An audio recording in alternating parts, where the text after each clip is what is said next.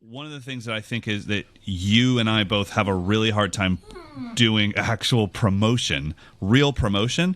If you were doing sofa sessions on Instagram, but every third post was like, here's the type of education you get on eddythrower.com. It's not sofa sessions. It's in-depth. It's real interaction. You're showing screenshots of the Discord group. Then great. You're going to get signups. The problem is you and I don't like doing that stuff.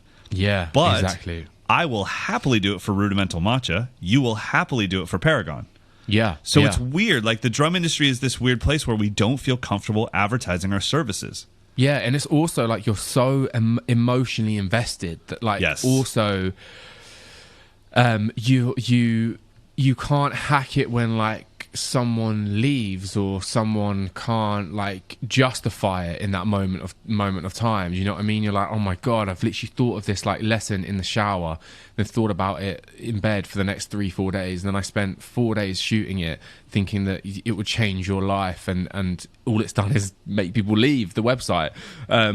So Right. it's really it's hard, man. And I think even still to this day, I still don't know where my time is best spent regarding, you know, for one, online content, and then second of all, you know, yeah, I guess it comes down to online content for me, man. And I think that's why I fell in love with traditional, quote unquote, traditional business so much, because I could see a pattern and I could say to myself, all right, I'll do more of this, and that would generate more sales and growth. Whereas I could never retrace the steps when it came to being That's a drummer. a really good point. So I think that in traditional business, and I can already tell, we haven't even launched yet, and I can already tell that this is going to be the case. The patterns emerge so much easier in traditional business because there's such an easy way to track. I did this, you bought that. Yeah. Done. Literally. Great. It's like I tracked that you actually put it in your shopping cart and left. Done.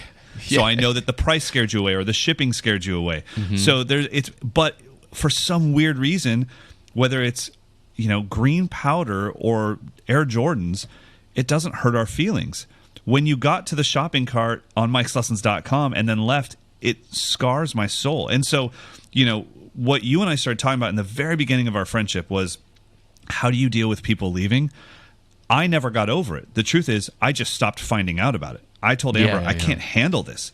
This is literally screwing up my entire life, knowing that someone left Mike'sLessons.com. And then if I would have called them, they'd probably been like, dude, I was there for 6 years. I gave you $30 a month for 6 years. I paid one of your house payments for you, bro.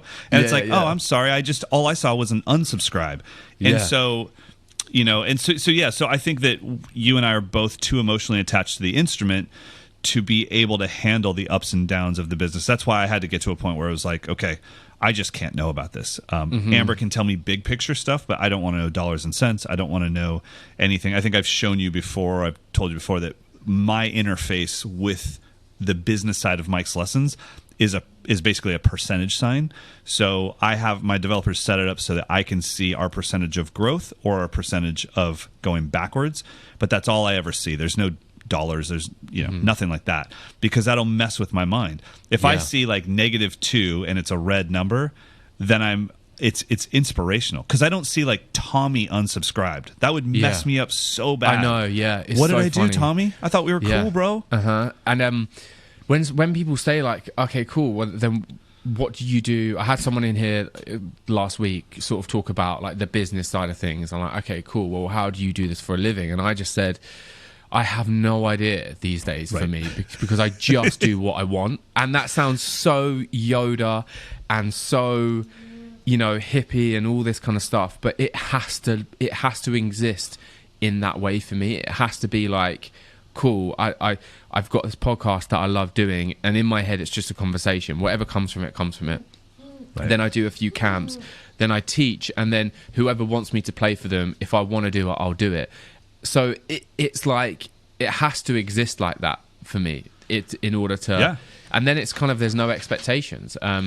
You know, I've still got PTSD, I think, from like when I was just doing the online membership, and I used to walk my dog, and I used to, you know, all right, well, what if I add like an interview series into the membership? I remember those. Which I've told you about, which I sat down with some drummers, and the funniest thing, like they literally thought I was like a journalist, and I'm like, oh, yeah, this isn't how it was meant to be. This is meant to be like a free flowing conversation. Like I don't know how to bring this up, too. but your band opened for me on a tour last year. Remember that? Yeah, like Hey. I do this. Yeah, it was so bad. Well, I think that basically that's what it comes down to, is like what I love about business is trying to improve people's lives through something, and through technology. Like that's like my goal. And I don't love when I listen to podcasts about business. There's really not much in there other than the drive for forward momentum, but there's no technical stuff that I'm like, that's the stuff I love. I think there are people that truly love the granular side of business and want to get into, you know, the funnels and then the chasing emails and all that. That's just not who I am. Not to mention I don't have time to do that, but I do love the idea that like there's a big picture idea that someone will take a chance, not on my brand, but on matcha in general. They don't need to replace coffee with it. They just add it into their life. They start to fall in love with it. They learn how to make it the way they like it, and it makes their day better. We're good to go. That's the success. And then tell me like, oh, and I didn't like yours. I like this one instead. I'm cool with it. I was trying to promote matcha more than my brand of matcha. But then there's like the other side of the conversions. I just don't, that's not my thing. I do think from knowing you, like you have a fascination with well-made goods. You love well-made things. It doesn't matter if they're $5 or $5 million. You love well-made things. And so I think that tying that passion into fashion, your love for well-made things, and then passing that off to somebody else, you know what it's like to wait for that pair of shoes to arrive at a doorstep, and you've just provided that for somebody else. They're checking the tracking numbers. They're like waking up in the morning and seeing, is it getting delivered today? Did it get delayed? And you know what that's like, and you're passing that on to somebody else. And then the parcel delivery person will give it to them. They'll open the box and they'll have that feeling, and you're passing that on. So I think that, we both love providing. Yeah, for sure, man, for sure. And also as well, just working in an industry that we enjoy and love. And I think that's the key to it, man. It's like, I love, like, don't get me wrong, if I talk about traditional business within Paragon, if it was traditional business within plumbing, I wouldn't be saying the same shit. You know what I mean? So like, above all, it is like, working in, that's why I talk about the yin and yang for me at the minute. I've got like sneakers, which is like completely different to drumming and music, but traditional business can live in that side of things more than it can live in music. So above all, I guess it does come down to doing things that you love, traditional business within things that you love, and then also making money but in a very untraditional way, which is music. Great way to sum it up, man. I completely agree with all